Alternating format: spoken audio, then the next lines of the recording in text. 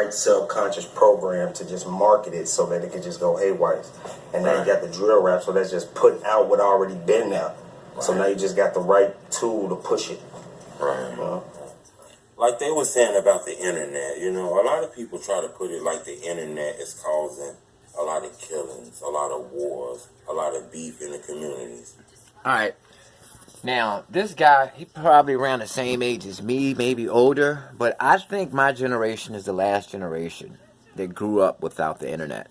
The internet was introduced to my generation when we were about 15 years old, when MySpace came out. I was actually on the internet in 2000.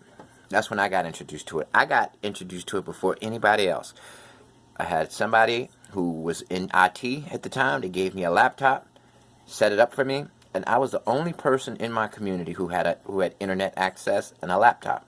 And this was in the year 2000. And as the years went on, I would say in 2009, that's when black people pretty much all had internet access and we're all on social media. But it took a while. It took a while for black people to catch up. And I like Truthteller, and I like this guy because he's basically putting it out there. What is responsible for the violence? Okay, because what we're experiencing is young men are retaliating. They're in gangs.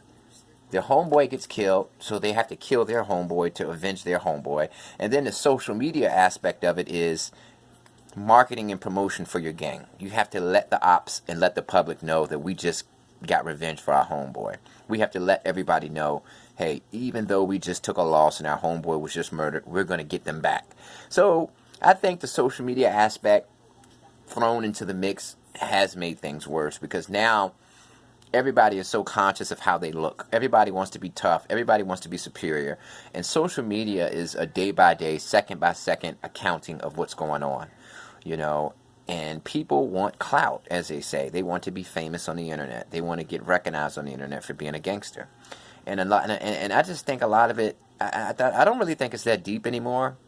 I honestly think if rap and gangs were filled with 30 and 40-year-olds, we would have none of the problems that we have today. We would have a little of the problems, but we wouldn't have the problems to such a degree.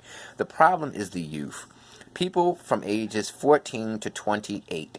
Those are the people who are creating violence. Those are the people who are messing everything up. If we could take all the young people out of the gangs and replace them with 40-year-olds and 30-year-olds, I guarantee we wouldn't have none of the internet gangbanging and none of the violence. There would be violence, there would be gangbanging, but there would be small, isolated incidents. There's a big difference between somebody 15 and somebody 33. That 33-year-old is less likely to internet bang, less likely to just deceased gang members, and less likely to be gangbanging. So really, it's the youth. See, the gang concept, the hood concept was created by kids. And you've got all of these adults trying to squeeze themselves into this infrastructure. The Crips were created by who? Raymond Washington. How old was he when he created them in 1969? He was 15. He was a 9th grade dropout. Bloods. All of these different gangs were created by teenagers who dropped out of school. And as everybody gets older, they're like, you're trying to force your 30-year-old self, your 25-year-old self into a system that was created by teenagers, and it just doesn't work. So really, I think the problem is the youth. And, yeah, the youth, that's the problem. Because, like I said, this isn't a widespread problem that's affecting everybody. It's a problem that's only affecting the youth. Peace.